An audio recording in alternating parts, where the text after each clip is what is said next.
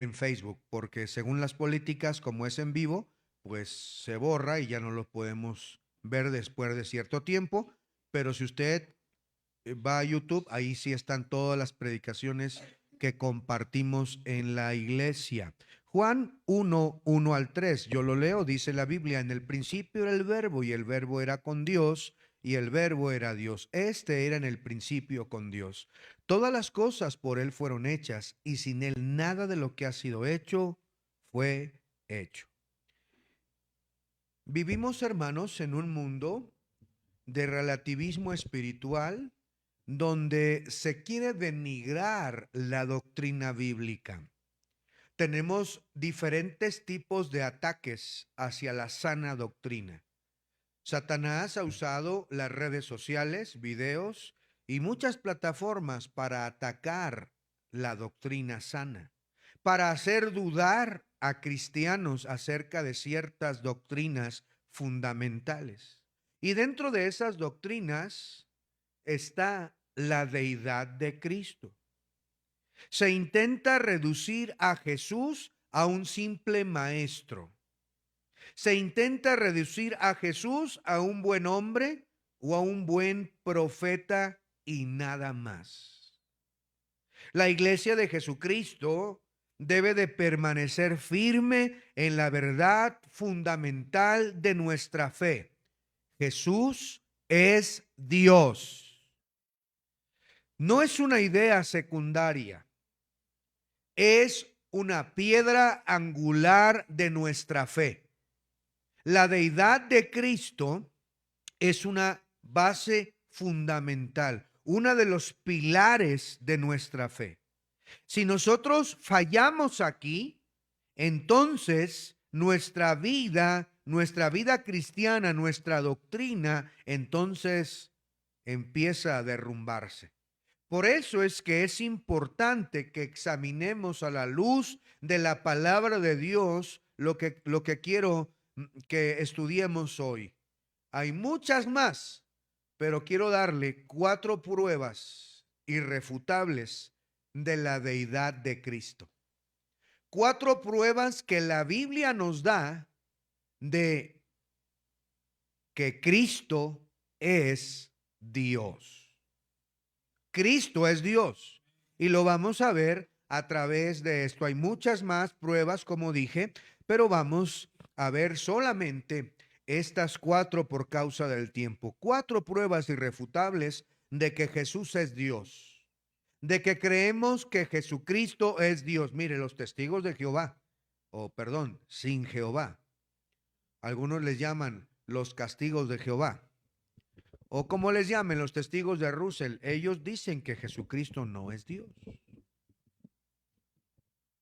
Ellos dicen que Jesús resucitó en espíritu, que era un espíritu cuando él resucitó.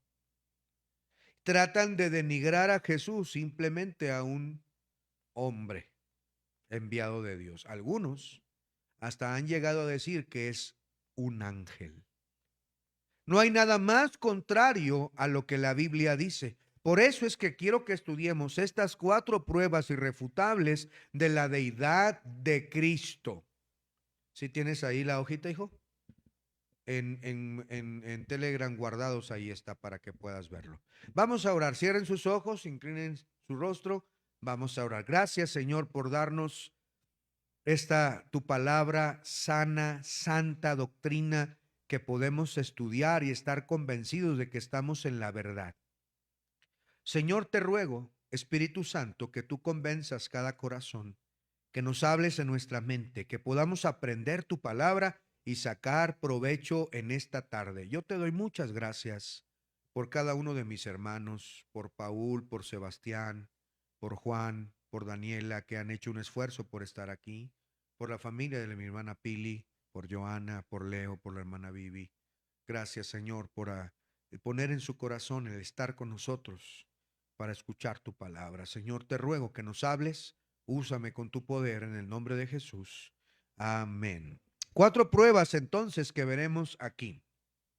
Mire la primera de ella, por favor, en Juan capítulo 1, ahí donde estamos estudiando la palabra de Dios. Juan capítulo 1, el versículo 1 dice: en el principio era el verbo, y note que en sus Biblias va a encontrar la palabra verbo con una V mayúscula, hablando de un nombre personal. En el principio era el verbo, y el verbo era con Dios, y el verbo era ¿quién?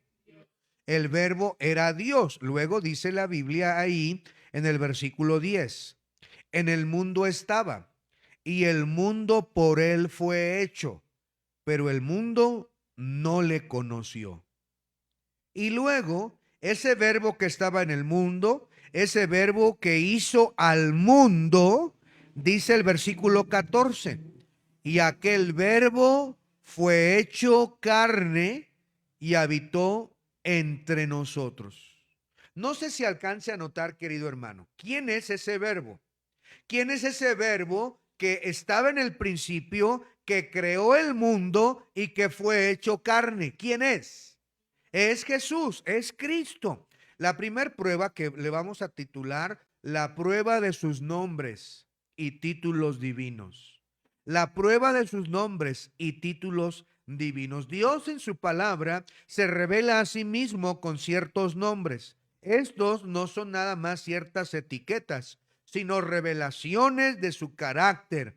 A Jesús se le atribuyen nombres que solo le pueden pertenecer a Dios. Entre ellos aquí tenemos el primero: el verbo era Dios. El término griego utilizado aquí es logos.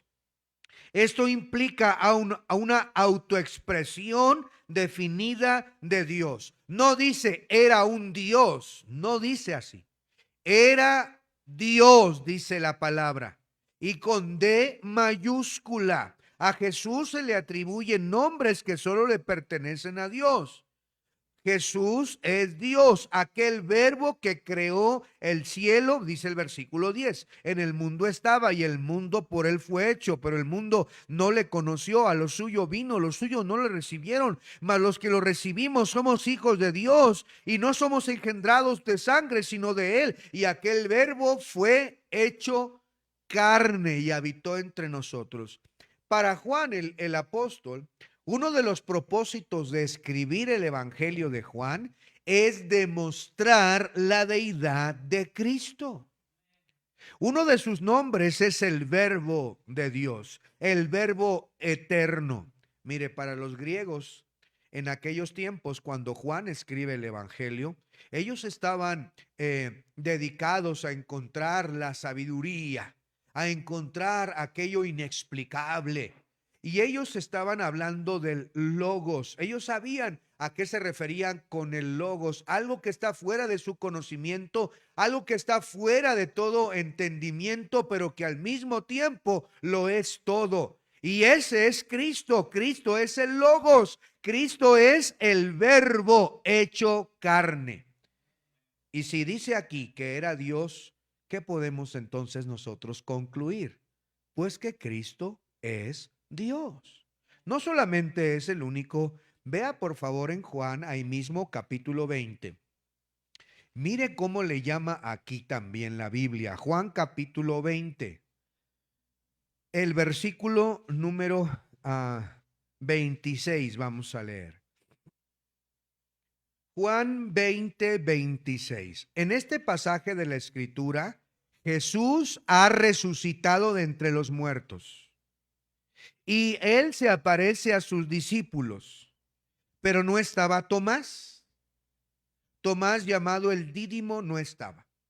Así que los discípulos le llegan y le dicen: Tomás, hemos visto al Señor resucitado. Verdaderamente Jesús ha resucitado. Vimos sus manos, lo vimos a él. Y él dice: pues si yo no lo veo, yo no creo.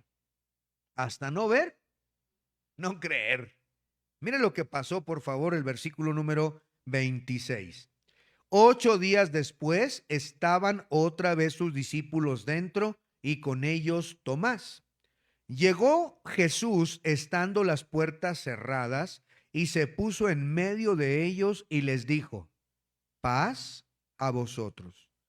Luego dijo a Tomás: pon aquí tu dedo y mira mis manos, y acerca tu mano y métela en mi costado, y no seas incrédulo, sino creyente. Ahora Jesús, sin siquiera abrir la puerta, porque lo material ya no tiene, lo físico ya no tiene un impedimento para él, ahora se ponen, aparece en medio de ellos y le dice a Tomás: Tomás, no seas incrédulo, sé un verdadero creyente, ven acá, toca mis heridas, toca mis manos, es más, trae tu mano. Y mire, el Señor le dijo: mete tu mano en mi costado. ¿Qué le había pasado en el costado a Jesús? ¿Se recuerdan? La lanza había atravesado. Había una gran herida en su costado. De tal manera que cuando lo ve, le dice: ven, mete tu mano en mi costado, tócame para que veas que yo soy. Yo soy, yo he resucitado. Cree, cree. Te basta creer. ¿Quieres ver para creer? Pues entonces toca. Y cuando Tomás es llevado a ese momento, la expresión que él da es entonces otro título que la Biblia nos da de Jesús. Mire lo que dice el versículo 28 ahora. Entonces Tomás respondió y le dijo: Señor mío y Dios mío. Tomás le dice en griego: o kairos maukai toteus mou, que quiere decir Señor mío, y no un diosito, sino le llama Dios mío, a lo cual Jesús no lo corrige. Jesús no lo pone en su lugar diciendo: no me digas Dios. Jesús acepta esta confesión de deidad, porque Tomás, el discípulo, uno de los apóstoles, está declarando: Señor mío. Y note, otra vez, si usted ve, las palabras son importantes en su Biblia. La palabra Señor está con minúscula o mayúscula. Y luego Dios, ¿está con mayúscula o con minúscula? Con mayúscula. Entonces, Juan, aquí en el Evangelio, nos lleva a concluir que Tomás exclamó: Señor mío y Dios mío. Era uno de los apóstoles. ¿Usted cree que él se iba a equivocar ahí frente a Jesús? ¿No cree que Jesús lo hubiera corregido diciéndole: no me digas Dios a mí, yo no soy Dios, yo soy un ángel, yo soy un espíritu, no me digas a mí, yo no soy parte de la deidad? Por supuesto que no. Entonces vemos que Cristo acepta el título de Dios, porque Jesús es Dios. Mire ahora otro título.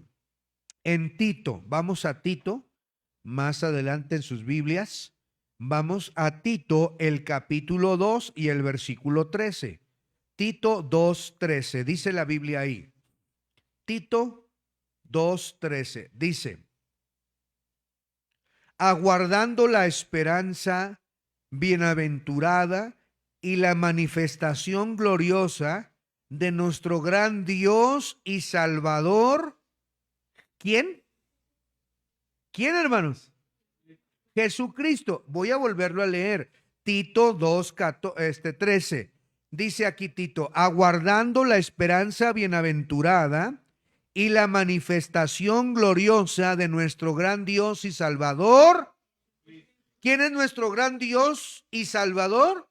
Jesucristo. Tito, aquí, hermanos, Pablo escribe a Tito declarando claramente quién es nuestro gran Dios y Salvador. ¿Quién es? Jesucristo. Y luego sigue diciendo: quien se dio a sí mismo por nosotros para redimirnos de toda iniquidad y purificar para sí mismo un pueblo propio, celoso de buenas obras. Entonces podemos ver claramente cómo Pablo le dice a Jesucristo: Salvador, Dios, gran Dios y Salvador. Pablo también conocía perfectamente de la ley. Pablo conocía de la Escritura. Pablo fue el último de los apóstoles. en ser llamado. Ahora vemos que Pablo le llama gran Dios y Salvador. Veamos ahora al mismo apóstol Juan escribiendo en Apocalipsis. Estamos viendo 4 pruebas irrefutables de la deidad de Cristo. 4 pruebas de que Cristo es Dios. Y la primera que estamos viendo son los nombres o los títulos divinos que la Biblia le asigna a Jesús. Vamos a seguir en el Apocalipsis, por favor. Apocalipsis, el capítulo número 1, por favor. Apocalipsis 1.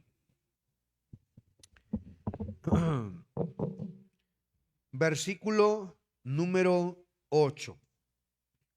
¿Están ahí, hermanos? Apocalipsis 1, 8.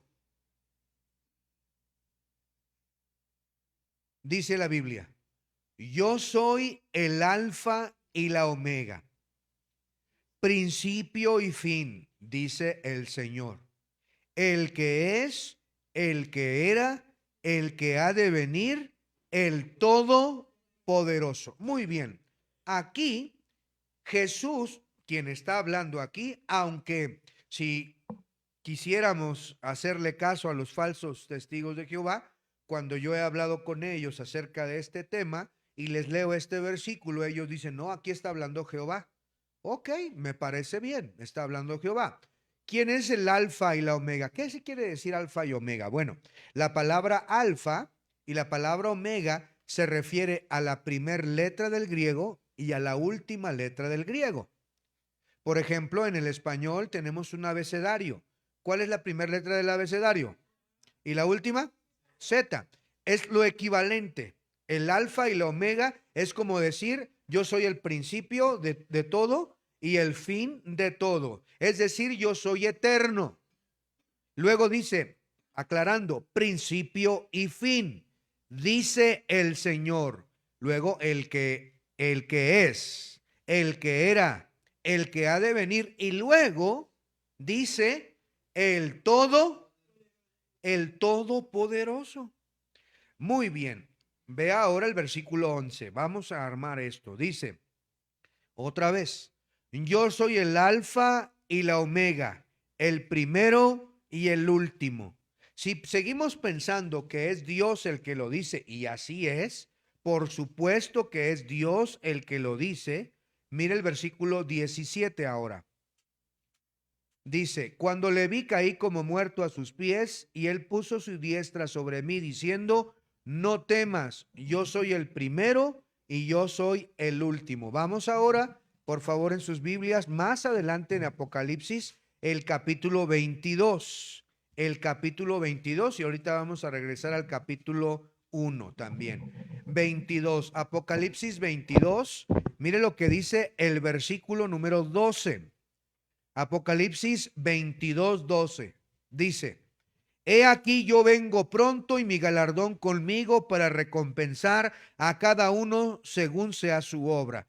Yo soy el alfa y la omega, el principio y el fin, el primero y el último. Una y otra vez encontramos en Apocalipsis esta declaración: el primero y el último, el alfa y el omega, el todopoderoso, el que es, el que era, el que ha de venir. ¿Y quién es él? Vean por favor otra vez Apocalipsis 1. Vayan en sus Biblias, Apocalipsis 1. ¿Ya llegaron ahí? Ahora el versículo número 17 y 18. Dice, cuando le vi caí como muerto a sus pies, y él puso su diestra sobre mí, diciendo, no temas, yo soy el primero y el último. Y noten que el versículo termina con punto y coma.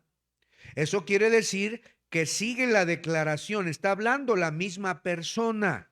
No ha terminado la declaración, simplemente por la división de versículos se puso el 18, pero en realidad quite el número 18 y está hablando la misma persona. Y dice, no temas, yo soy el primero y el último, el que vivo y estuve.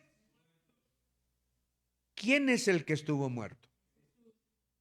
Pero luego dice, mas he aquí que vivo por los siglos de los siglos. Amén. Y tengo las llaves de la muerte y del Hades. El mismo que dice, yo soy el primero, el último. Y luego que encontramos en el versículo número 9, él dice que él es el Todopoderoso. Y dice, yo estuve muerto, mas he aquí vivo por los siglos de los siglos. Es decir, resucité y vivo para siempre. Como podemos ver claramente en el libro de Apocalipsis, Juan también en la escritura nos dice, nos declara que el Todopoderoso, el primero y el último, es Jesús. Jesús es Dios. Hemos estado viendo, por favor, no se distraiga con nada, hermano. Ponga atención porque esto es importante. No es tiempo de revisar su celular, no es tiempo de voltear para ver para todos lados, es tiempo de poner atención. Amén, hermanos. Mire otro título en Isaías 9. Isaías, en el Antiguo Testamento, varios años antes de que Jesús naciera, el profeta dio un título al Mesías. Isaías 9, el versículo número 6. Isaías 9, 6. Mire lo que dice ahí. Dice la Biblia: porque un niño nos es nacido, está hablando del Mesías, de Jesús. Hijo nos es dado, y el principado sobre su hombro, y se llamará su nombre. Y note que cada título que aparece en este versículo está con letra mayúscula otra vez. Dice admirable, consejero. Luego dice Dios fuerte. Luego Padre eterno, príncipe de paz. Ese niño que va a nacer tiene título. Ese niño que va a nacer ya tiene títulos divinos. Sus títulos divinos es que Él es admirable, Él es consejero, Él es, dice, Dios fuerte, Padre eterno, príncipe de paz. Los títulos asignados en este versículo, este niño que nacería en Belén es llamado el Dios fuerte. No hay manera para dónde hacernos. No hay ambigüedad en este versículo. Simplemente tenemos que creer lo que la Biblia dice.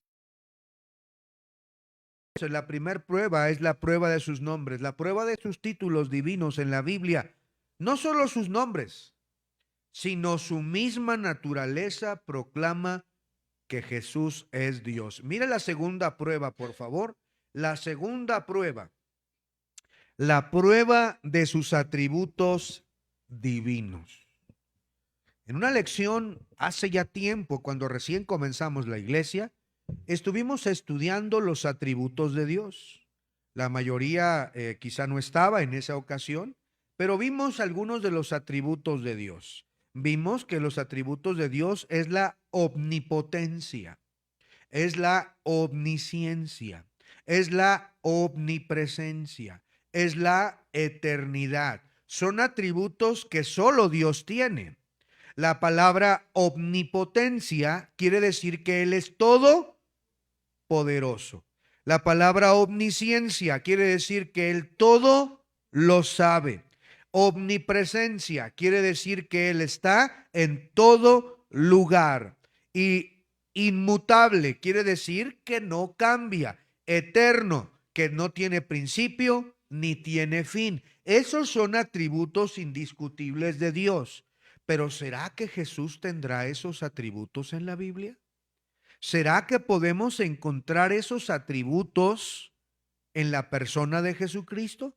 Veamos el primero de ellos, la omnipotencia. Y ya lo vimos, un versículo.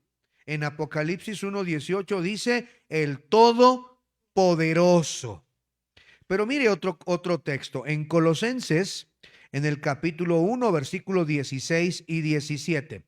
Colosenses 1, 16 y 17 dice, Colosenses 1, 16 y 17. Porque en Él fueron creadas todas las cosas, las que hay en los cielos y en la tierra, visibles e invisibles, sean tronos, dominios, principados, potestades, todo fue creado por medio de Él y para Él. Él es antes de todas las cosas y todas las cosas por Él subsisten. Aquí está hablando de Cristo. Y la Biblia dice que Él creó todas las cosas, sean principados, sean potestades en el cielo y en la tierra. Lo está atribuyendo a Cristo. Él sustenta el universo con su palabra poderosa. Él es todopoderoso. Mire, hermanos, usted puede ir a la Biblia y ver en el Evangelio de Juan algunos de los milagros que Juan seleccionó para poderlos escribir y se dará cuenta del poderío de Jesús. ¿Habrá alguien que pueda caminar sobre las aguas? El Todopoderoso lo puede hacer. ¿Habrá alguien que pueda decirle al mar embravecido? ¿Alguien ha ido al mar alguna vez? Al mar, ¿ya? ¿Sí? Muy bien. Imagínese una tempestad en medio de esas aguas. Unas olas de 6, 7 metros que caen sobre la embarcación y parece que se va a hundir. Si nos ponemos a temblar con uno que otro rayito que cayó ese rato. Imagínese los truenos ahí, el viento fuerte y de repente Jesús se levanta y le dice a la mar: ¡shh! ¡Calla! ¡Enmudece! Y de repente la mar se aquieta y se hace una calma y un silencio, una tranquilidad, como si estuvieran en tierra firme. ¿Quién puede hacer eso? El Todopoderoso. Él es todopoderoso. Mateo dice, claro, lo leímos en la mañana: toda la autoridad, todo el dominio me es dado en el cielo y en la tierra. Él es el todopoderoso. Pero no nada más posee el atributo de poderlo todo. ¿Alguien pudiera entonces tomar con sus manos a alguien y ponerlo sobre sus ojos y que recobre la vista?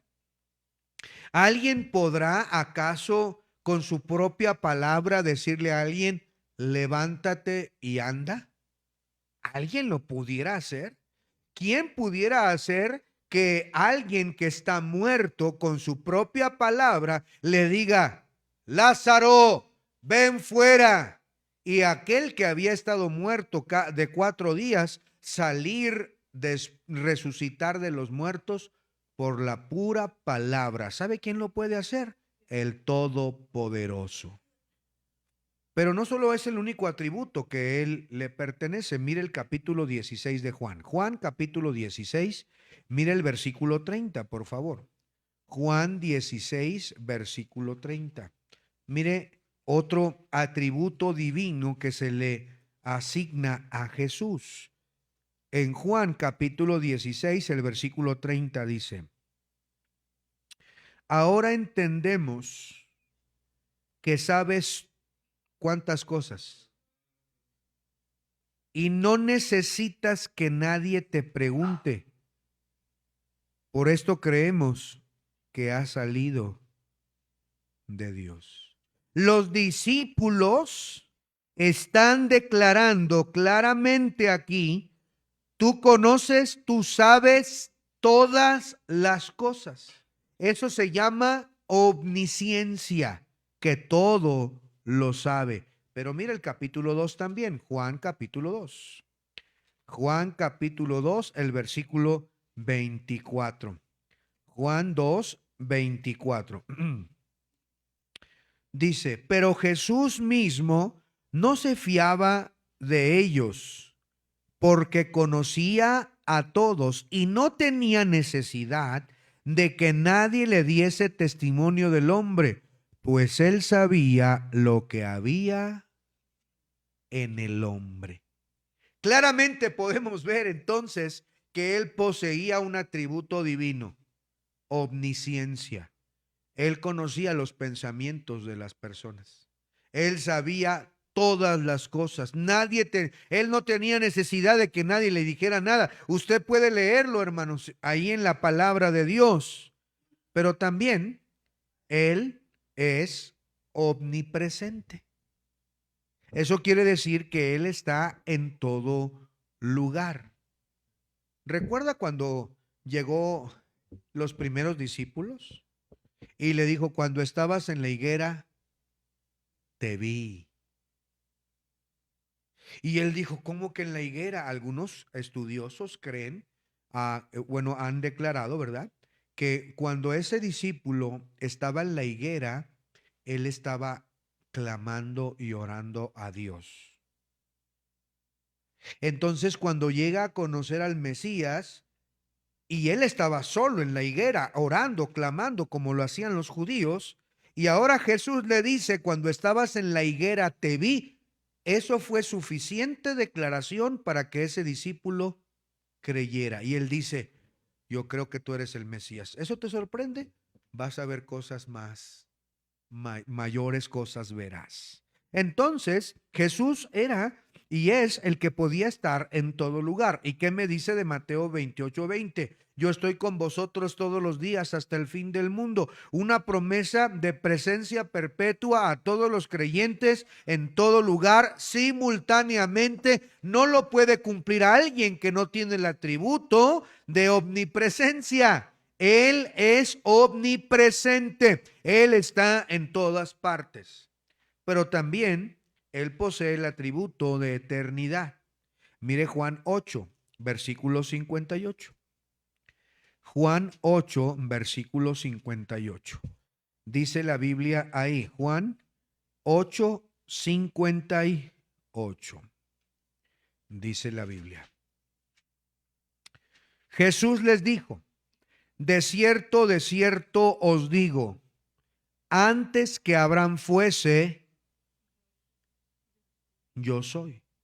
Si usted recuerda, Abraham hace miles de años atrás que se ha muerto Abraham.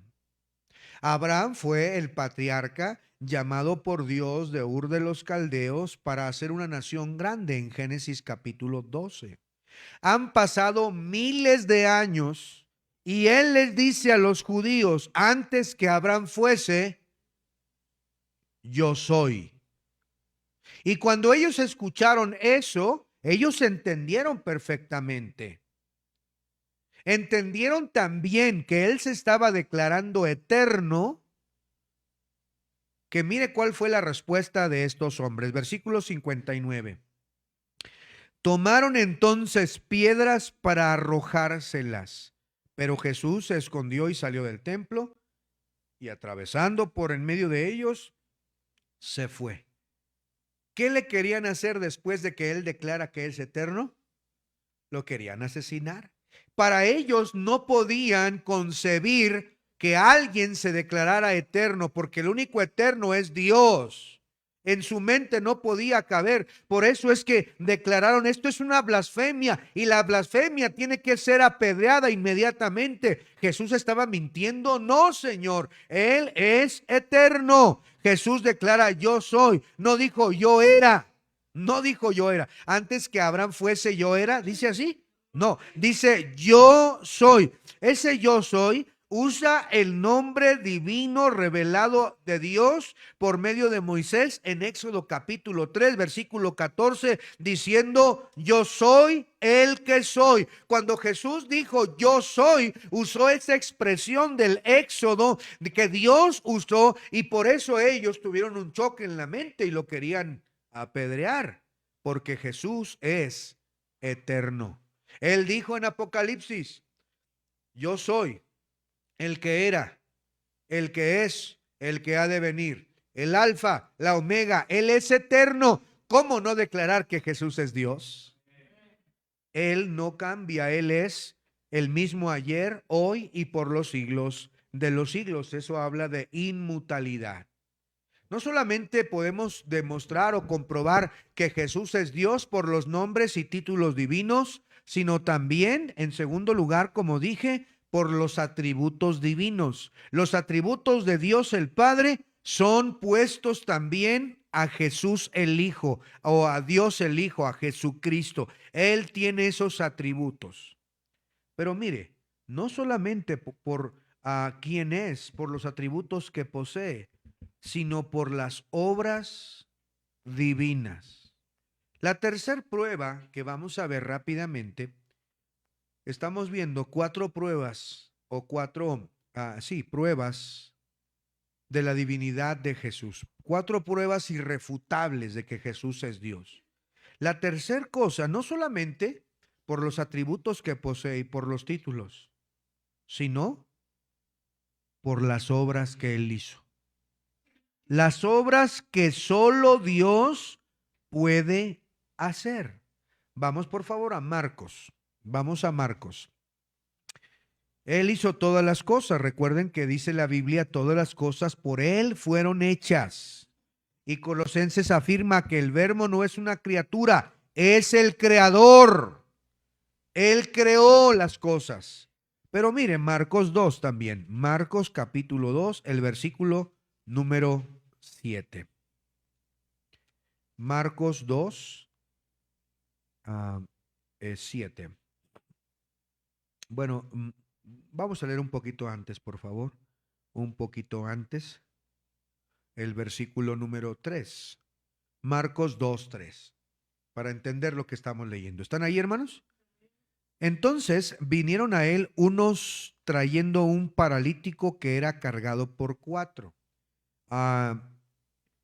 Y como no podían acercarse a él a causa de la multitud, descubrieron el techo de donde estaba y haciendo una abertura bajaron el lecho en que yacía el paralítico.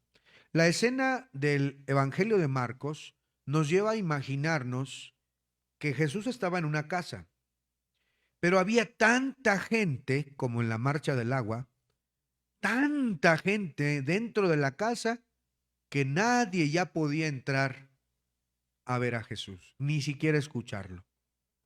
Y estos amigos, eran 4 amigos, tenían a su quinto amigo paralítico. Y ellos creyeron verdaderamente que Jesús podía sanarlo de una. ¿Por qué? Porque ya habían escuchado que Él lo había hecho. Ellos habían escuchado que Jesús tenía el poder divino de sanar y dijeron, es la oportunidad. Pero cuando llegaron se encontraron que estaba abarrotado, había tanta gente que no se podían acercar. Así que la decisión fue, ya sé, no nos podemos detener aquí. Subamos al techo. Y como por supuesto no era de hormigón, empezaron a arrancar los pedazos de techo, tal vez de paja, tal vez de no sé qué materiales en aquellos tiempos, lodo, y de repente Jesús empieza, imagínenselo por favor, cayendo pedazos de tierra, pedazos del techo, se empieza a ver rayos del sol entrando a donde estaba Jesús y todos se quedan sorprendidos cuando de repente arrancan completamente el techo para que puedan bajar el lecho, la camita, la camilla donde estaba el paralítico. Uno de cada esquina, seguramente con unas sogas, fueron bajando para ponerlo a los pies de Jesús. Y Jesús los ve y se queda admirado. Ve al paralítico ahí sin poder caminar. Ve a la multitud. Había unos fariseos en primera fila, viendo la escena en primera fila. Y mire lo que dice a continuación, por favor. Estamos en Marcos capítulo 2, en el versículo número 4. Y como no podían acercarse a él a causa de la multitud, descubrieron el techo donde estaba y haciendo una abertura bajaron el lecho en que yacía el paralítico. Al ver Jesús la fe de ellos, dijo al paralítico, hijo, tus pecados te son perdonados. Para nosotros leer esto no causa ningún problema. Pero para los que estaban sentados ahí, judíos, Eso fue un choque en la mente. ¿Cómo le puede decir un hombre a otro hombre, te perdono tus pecados? ¿Cómo? Yo no puedo perdonar algo contra, bueno, no le puedo perdonar, por ejemplo, a Diego algo que no hizo, que no me hizo a mí, para empezar. Supongamos, vamos a suponer, Diego ofendió a Joana, la llamó bruja, la llamó, ¿verdad? Zapa, o ¿cómo llaman aquí? ¿Sí, no? La ofendió duramente. Y yo llego con Diego y le digo, Diego, te perdono. ¿Tiene lógica eso? ¿Me ofendió a mí? ¿Quién tiene la facultad de perdonarle? Solo Joana, porque ella fue la afectada. Y Joana es la única que puede perdonar las acciones de Diego. Lo mismo se aplica aquí. Jesús no puede perdonar pecados si no fuera Dios, puesto que a él no lo ofendieron. Pero como contra él fueron los pecados, él tiene la autoridad de perdonar pecados. Mire, sigue la historia, por favor. 6. Estaban ahí sentados algunos sapos, escribas, los cuales cavilaban en sus corazones. Cuando dice cavilaban, es decir que estaban en sus mentes pensando, ¿quién se cree este? ¿Quién se cree? ¿Por qué dice eso? Cavilar es maquinar pensamientos en la mente. Pero Jesús, como ya vimos, es omnisciente y conoce todas las cosas, pues sabía de una lo que Diego, lo que Lucas estaban pensando, lo que ellos estaban pensando en su cabecita. Y mire lo que dice el versículo 7. ¿Por qué habla este así? Blasfemias dice. ¿Quién puede perdonar pecados sino solo Dios? Y a continuación Jesús les va a enseñar, les va a demostrar que Él es Dios. Y conociendo luego Jesús en su espíritu que cavilaban, ahí está la omnisciencia, cavilaban de esta manera dentro de sí mismos, les dijo, ¿por qué caviláis así en vuestros corazones? ¿Qué es más fácil decir al paralítico? ¿Tus pecados te son perdonados?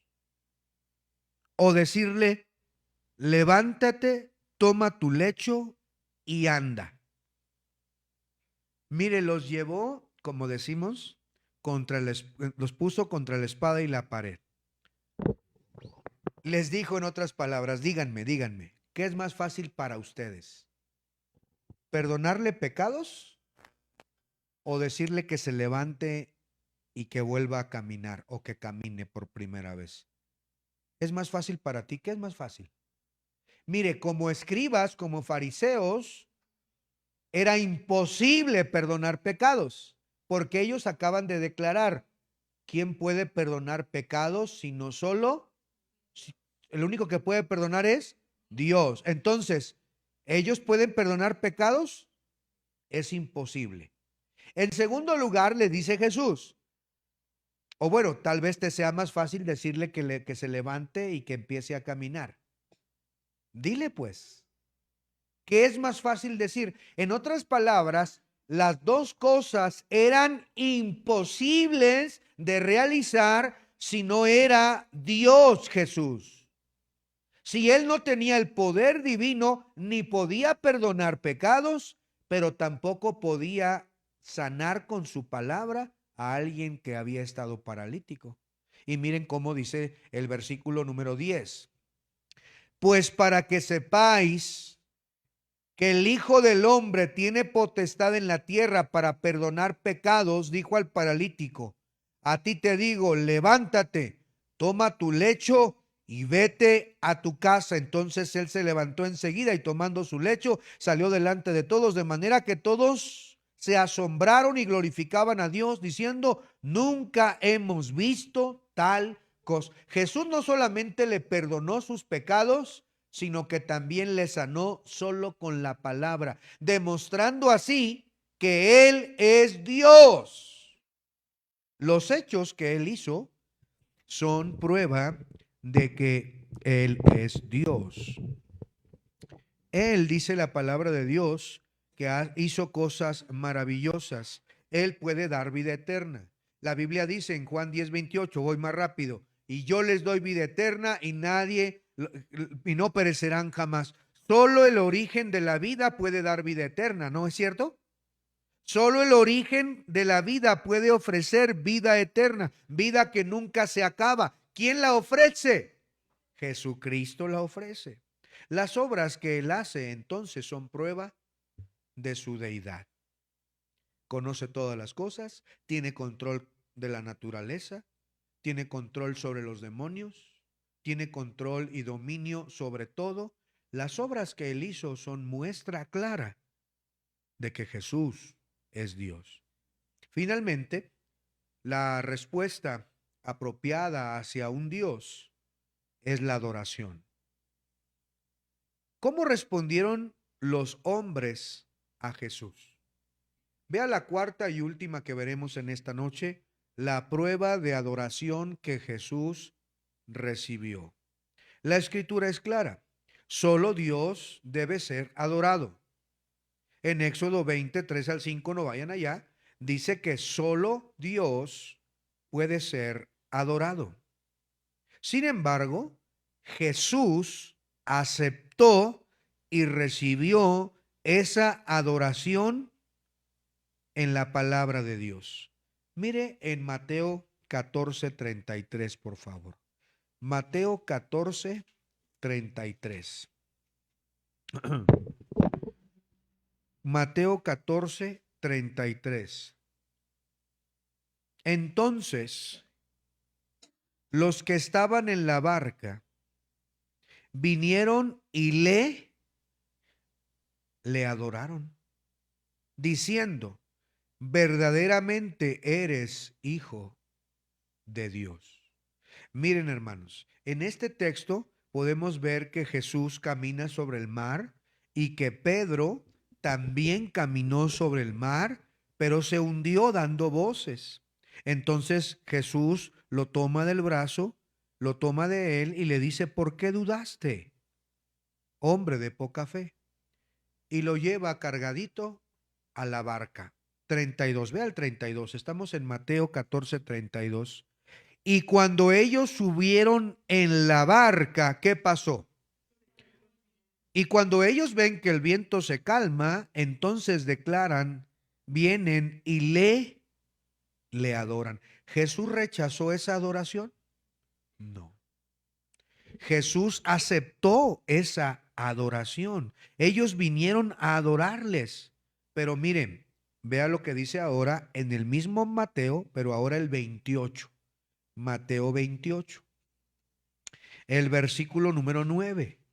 Hay muchos versículos más que pudiera mostrarle, pero no es el momento de poderlo hacer. Vea Mateo 28:9. Mateo 28:9. He aquí, Jesús les salió al encuentro diciendo, ¡salve! Y ellas, acercándose, abrazaron sus pies y le adoraron. Jesús ahora ha resucitado de entre los muertos.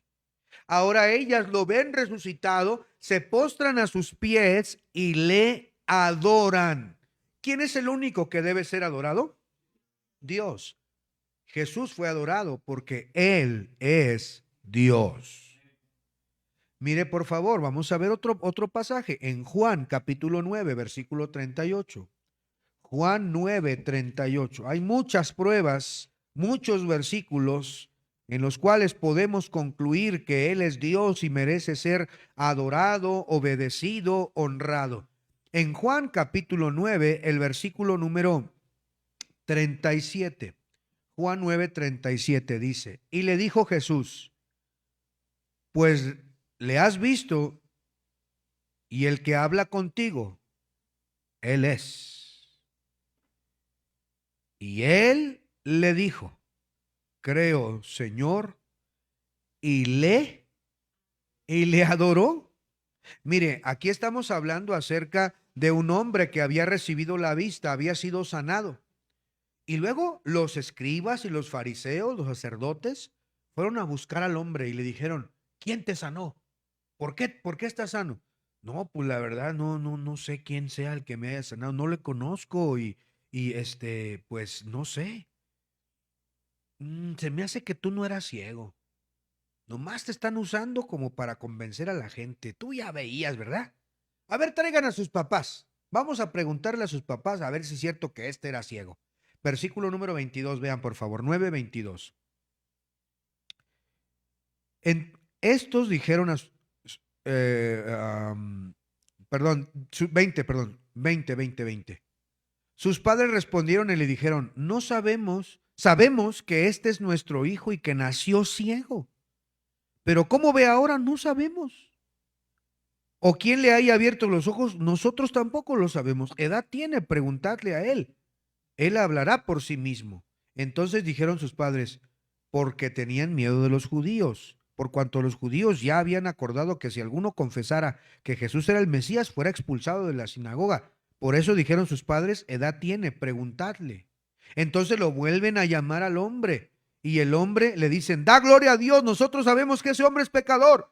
Entonces él respondió y dijo, si es pecador, no sé, una cosa sé, que habiendo yo sido ciego, ahora veo. Y ellos se enojan tanto que lo expulsan de la sinagoga. Ya no vas a tener entrada aquí, miserable. Y Jesús lo encuentra en el versículo 35. Oyó Jesús que le habían expulsado y hallándole le dijo, ¿crees tú en el Hijo de Dios? Respondiendo él dijo, ¿quién es, Señor, para que crea en él? Jesús le dice, yo, pues lo has visto. Y qué interesante que dice, lo has visto, porque antes no veía, era ciego. Y le dice, tú has visto, y el que habla contigo, él es. Y él dijo, creo, Señor, y le adoró. El único que puede ser adorado, dije, es Dios. Y Jesús nunca rechazó la adoración de los hombres en su ministerio terrenal. Jamás reprendió a nadie por adorarlo. Y mire, contraste a esto, hubo un ángel que el apóstol Juan quería adorar. Para aquellos que quieren rezarle a San Gabriel, ¿verdad? Y el ángel dijo, a mí no me adores, yo no puedo ser adorado.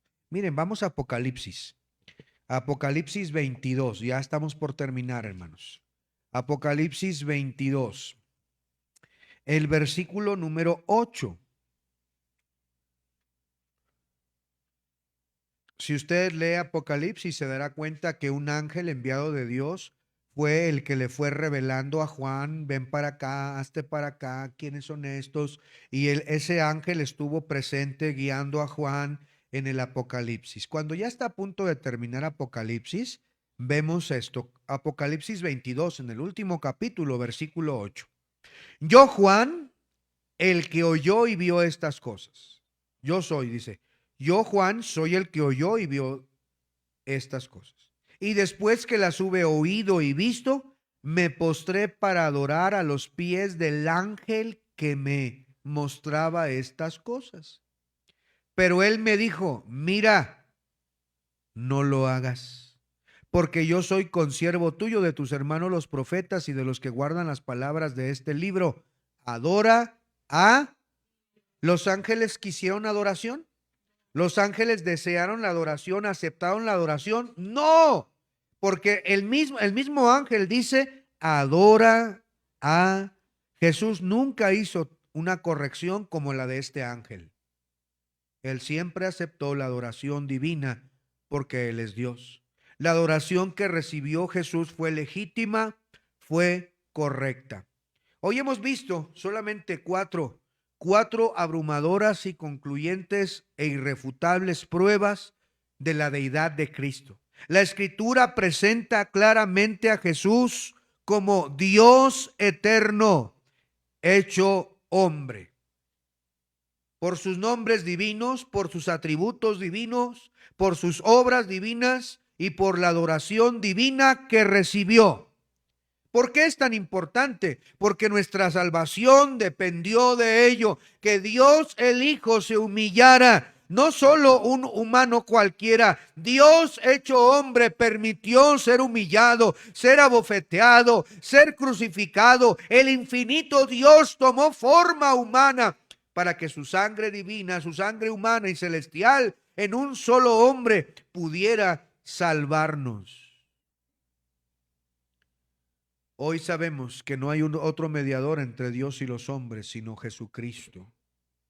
Hoy, ante esta gloriosa verdad de que Jesús es Dios, debería de resonar en nuestra mente, en nuestro corazón. Si no creyereis que yo soy, en vuestros pecados moriréis.